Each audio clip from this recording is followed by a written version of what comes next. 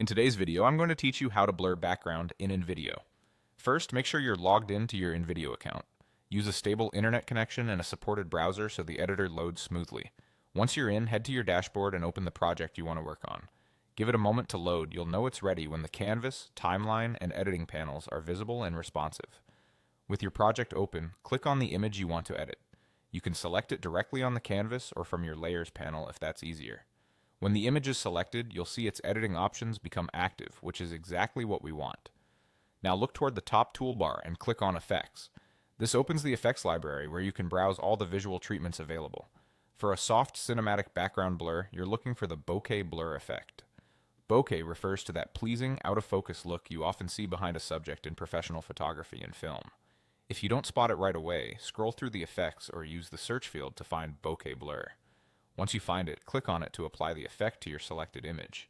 If you notice it affecting the wrong layer, simply make sure the correct image is selected and apply it again.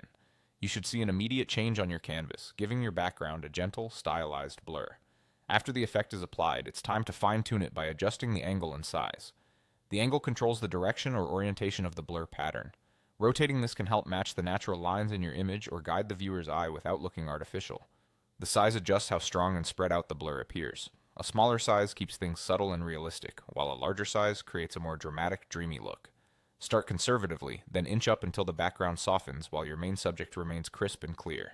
As you tweak, keep an eye on edges around your subject, text elements, or logos. If anything important begins to look hazy, dial the size back slightly or try a different angle for a more natural result. Preview your changes by playing back the scene or moving the playhead to see how the blur feels in context. That's it. Log in, open your project, select the image, click Effects, find Bokeh Blur, apply it, and adjust the angle and size until it looks just right. With a few thoughtful tweaks, you'll have a clean, professional background blur that elevates your entire video.